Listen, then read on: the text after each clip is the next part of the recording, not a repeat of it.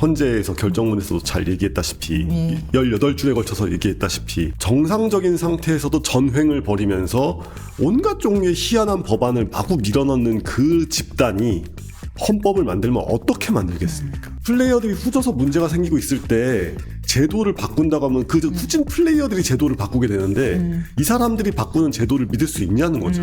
저는 이재명이 만드는 권력 구조에 대한 계산이, 권력 구조를 국민 좋으라고 바꾸겠습니까? 자기 좋게 바꾸겠죠?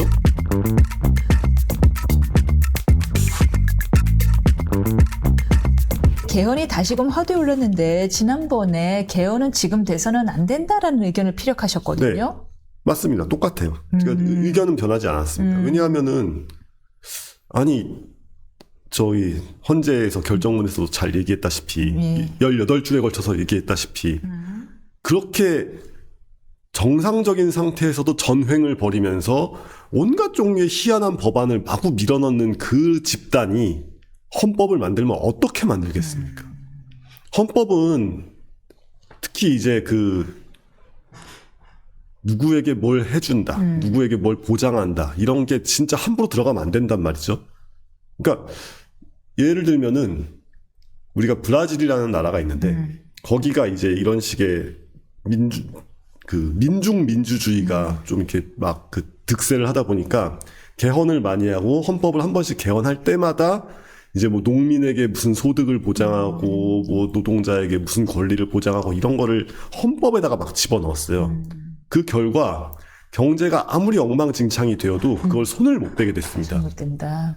지금 우리나라 헌법에서 우리의 미래 성장 잠재력 있는 분야가 있는데 그걸 가로막고 있는 가장 큰 요소가 농지 문제 아니겠습니까? 그러니까 농지를 농민만이 가질 수 있다. 소작을 금지한다. 뭐 이런 식으로. 물론 그게 1950년대에 이제 헌법을 만들 때 그때는 정말 중요한 것이었지만 지금은 사실 우리가 농업 생산성이 너무 엉망진창이고 지금 농촌에서 막 이렇게 가지고 있어가지고 국가에서 직불금 나오는 거 그걸로 이제 그러니까 용돈과 생계를 하시는 그 농민들은 이제 좀 복지의 영역으로 끌어안고 농업 전체를 기업화하고 농업 전체의 생산력을 늘려가지고 우리가 이제 세계에서 잘 팔리는 막 뭐 비비고 왕교자나 뭐 이런 그 케이프들을 수직 개헌화를 해서 한국을 네덜란드 같은 농업 강국으로 만들면 우리가 이제 다시 한번 새로운 산업 섹터에 뛰어들면서 경제적 재도약을 할 수 또 있을 거란 말이에요. 근데 안 되는 이유가 뭐냐? 헌법에 그런 게 박혀 있어서 그렇습니다. 헌법에 농민을 보호하겠다는 좋은 취지로 농지를 기업이 갖지도 못하게 만들고 뭐하게 하는 그런 온갖 제약을 만들어 놓으니까 농지 취득에 대한 제한을 말씀하시는 거죠. 네. 그런 것 그 위에 그 헌법 조항 위에 온갖 종류의 그 제도와 뭐가 막 이런 게 쌓여가지고 그래서 심지어 문재인 전 대통령도 가짜 농민질하고 막 그랬잖아요. 지금 그 농지를 사기 위해서 농사 짓는 척하고 그 부인 김정숙 예. 네, 무슨 말씀인지는 알겠는데 지금 개헌 논의가 이제 헌법은 여러 가지에 대해서 이야기를 하는데 국민의 권리 의무에 대한 것도 헌법의 주요 사항이지만 또 국가기관의 권력 구조에 대한 것도 헌법이 규정하고 있는 사안들 중에 하나란 말이에요. 아마 지금 개헌 논의는 주로 국민의 권리 의무보다는 국가 권력, 기관의 권력의 분배에 관한 사항인 것 같아요. 그래서 이제 뭐 대통령제를 뭐 몇 년으로 할 것이냐, 임기를 어떻게 할 것이냐, 중임이 가능할 것이냐 말 것이냐, 그리고 국회의 권한을 어디까지 할 것이냐, 권한을 축소할 것이냐 이런 문제예요. 그러니까, 이 문제에 대한 개헌도 찬성하지 않는다라는 거예요. 왜냐하면 그거는 제도를 얼마든지 악용할 수 있고 어떻게 바꿔 세상에 완벽한 제도 같은 건 없습니다. 다만 그 시점에 그 시점에 플레이어들이 서로 모두 이해하고 존중하냐 안 하냐 이 차이만 있을 뿐이에요. 그러니까 미국의 삼권 분립도 굉장히 굉장히 치열하게 막 정말 그 페더럴리스트 페이퍼를 보면은 굉장히 치열하게 미국의 삼권 분립을 고민해가지고 건국의 아버지들이 만들어 놨지만 지금 트럼프가 갑자기 막 뭐 관세를 때리겠습니다 이러면서 세계 경제를 다 박살내고 있잖아요. 막 불을 질러놨잖아요. 이게 가능하다는 거죠. 그러니까 미국의 삼권 분립 같이 정말 그 당시 제일 똑똑한 계몽주의자들이 머리를 막 맞대가지고 대통령이 전행하지 못하게 입법부를 이렇게 하고 입법부를 전행하지 못하게 사법부를 이렇게 하고 다 짜놨지만 그거를 제도를 모든 제도는 허점이 있을 수밖에 없고 그거를 힘으로 뜯어서 굴리겠다고 작심을 하면 할 수 있습니다. 그렇죠. 플레이어들이 누구냐의 문제인데 예. 지금 점점 플레이어들이 후져지는 것 같은 그런 문제예요. 근데 그거를 그래서 플레이어들이 후져서 문제가 생기고 있을 때 제도를 바꾼다고 하면 그 후진 플레이어들이 제도를 바꾸게 되는데 이 사람들이 바꾸는 제도를 믿을 수 있냐는 거죠. 저는 이재명이 만드는 권력 구조에 대한 계산 거식이라는 게 거시기. 권력 구조를 국민 좋으라고 바꾸겠습니까? 자기 좋게 바꾸겠죠? 그런데 뭐 걱정할 필요가 없는 게요. 이재명 대표가 지금 속보가 떴는데 예. 개헌 필요하지만 지금은 내란 정식이 그쵸. 먼저라고 예. 이야기를 해요. 그러니까 우원식 국회의장은 사실상 교감이 없는 상태에서 이야기를 했나 봐요. 라기보다는 물을 먹인 것 같다고 저는 생각합니다. 아, 물을 먹였다. 예. 그러니까 그렇게 아예 교감 없이 그랬을 것 같진 않고 아마 이렇게 뭐 누구 한 두세 달이 건너가지고 살짝 분위기를 이렇게 하지 않았을까요? 왜냐하면은 어쨌건 경선 비슷한 거를 하긴 해야 되는데 민주당에서도 이재명 계의 누군가가 모략을 해서 예. 그래가지고 그 우원식 의장이 그 얘기 하자마자 정청래의 반대 의견 바로 튀어나오고 양문석 의원은 굉장히 격한 반응을 예. 어. 게다가 이제 그 개딸이라 흔히 불리시는 이재명 지지층들이 이게 막 우원식 의장을 대상으로 또 막 입에 담기 힘든 욕설들을 막 지금 사이버상에서 생산해내고 있는데 이게 너무 뻔한 패턴이라고. 이거는 우리가 이재명이란 정치인의 인생을 봐왔을 때 하루 이틀 봐온 일이 아니기 때문에 이거를 순순히 물다니 하는 생각도 좀 들고. 그래서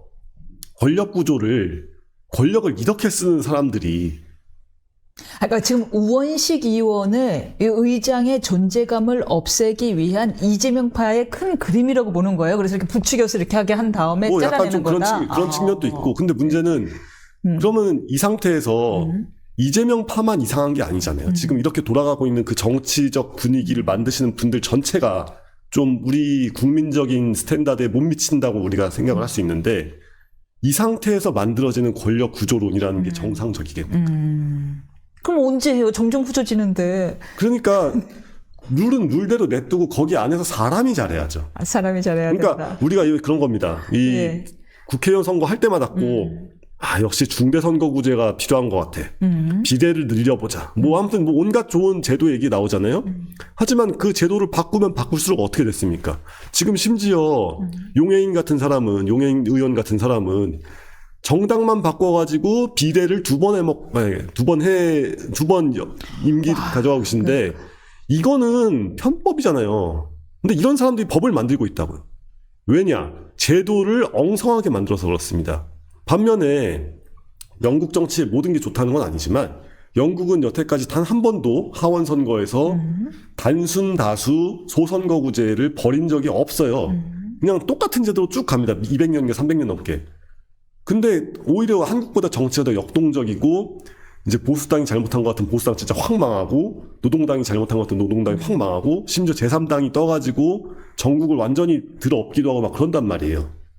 제도의 문제가 아닙니다. 결국에는 그 제도 속에서 들어가 있는 정치인들과 그 정치인들을 찍는 국민의 문제지 자꾸 제도를 바꿔가지고 뭘 하겠다고 막 그러면서 하다 보니까 의회 내에서의 그 협잡과 꼼수와 뭐 법사위에서 뭐 이렇게 해가지고 뭐 아니면은 선거법을 패스트 트랙에다 올리지 않나. 아무튼 이 상식 바깥의 일들이 계속 벌어지는 거지. 룰은 룰대로 냅두고 그냥 쭉 가야 됩니다.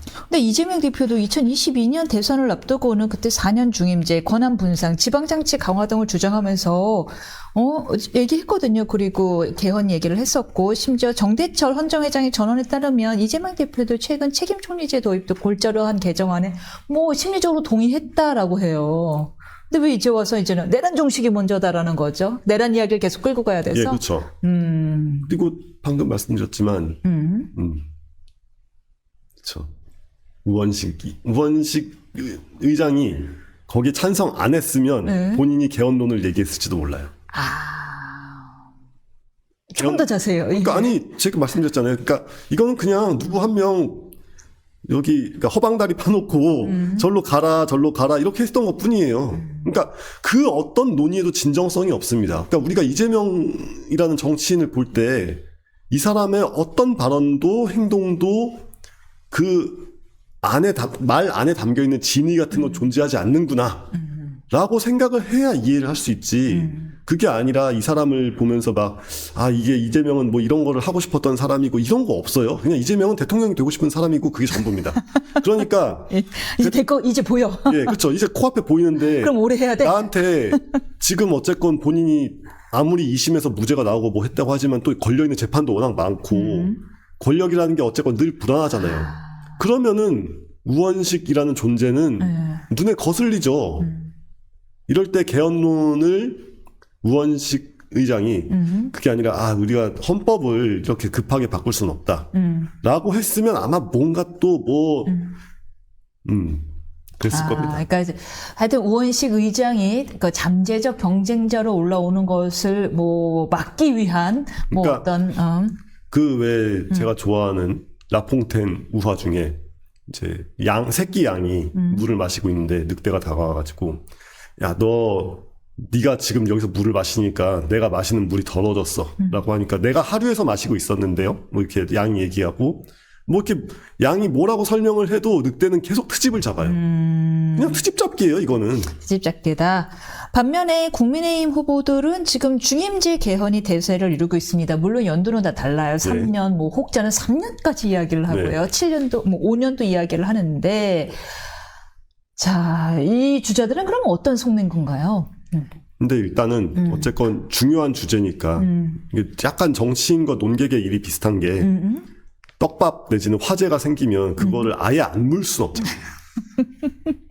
그리고 어쨌건 이게 우리 아직까지 한국 사회, 한국 사람들은 바꾸는 걸 좋아하는 사람들이잖아요. 그러니까 사회 기질 전체가 이렇게 그러니까 그 금전 논리에 밝고 돈을 좋아하고 이렇게 뭔가 새로운 거 좋아하고 새 것을 좋아하는 사람들이 한국인들은. 그래서 우리나라가 문화가 발전할 수밖에 없었어요. 늘 네, 그렇죠. 예. 왜냐하면 늘 뭔가의 결핍에 강하고 결핍을 통해서 뭔가 다른 걸 만들어내기 때문에요. 그렇죠. 그래서 그냥 개헌을 하자는 논의 자체에 대해서 헌법 바꾸자, 법을 바꾸자라는 거를 싫어하는 사람이 아무도 없는 나라라고 해도 과언이 아니죠. 그러니까 어떤 원론적인 의미에서의 보수주의, 그냥 물려온 거, 내려왔던 거 그냥 그대로 쭉 가자. 같은 생각에 동의하는 사람이 별로 없는 나라예요. 그러니까 지금 이제 야당이 되어 있는 구여당의 대선 주자들이라면 특히 이제 뭐 다들 지지율도 고만고만하고 자기가 뭔가 의제를 밝히고 싶은데 헌법을 지키자면서 헌법 체제를 쭉 가자면서 의제를 만드는 것도 쉽지가 않으니까 당연히 그냥 다들 일단 개헌은 찬성하고 여기서 뭐 몇 년제가 되면 좋겠고 뭐 이런 얘기를 하는 거죠. 근데 거기에 저는 그렇게까지 큰 의미가 있다고 보지는 않습니다. 어떤 의제를 담궈야 된다고 생각하십니까? 지금 30대 그리고 40대 초반의 젊은 유권자로서 어떤 의제를 내세우면은 좀 젊은 사람들을 이미 상처 입은 그 젊은 사람들의 마음이 조금 치유될 수 있을까요? 저는 일단 권력 구조로는 잘 막 열심히 생각을 하지 않는 편인데 왜냐하면 말씀드린 것처럼 권력은 쓰기 나름이지 그 구조가 그렇게까지 큰 영향을 미치진 않는다.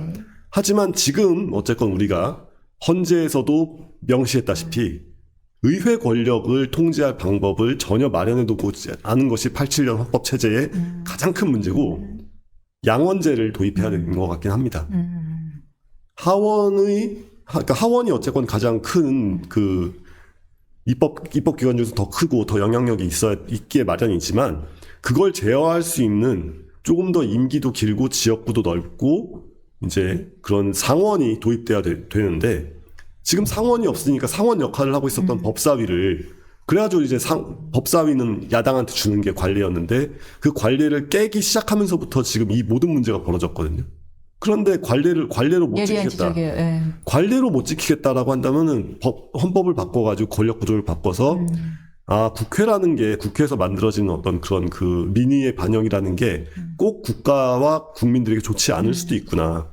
기껏해서 기껏해서 당을 막 뭐 과반 의석을 넘어가지고 3분의 2 의석 가까이 만들어주면 그걸 가지고 줄타내기나 하고 이상한 법 계속 만들고 뭐 거부된 법 또 들이밀고 이런 식으로 정치가 돌아가는구나. 라고 국민들이 다 알았으니까 국회가 국회 스스로를 통제할 수 있게 하는 어떤 그런 방안을 고민해서 그게 헌법에 들어가 주어야 되지 않나라는 생각을 하고 있습니다.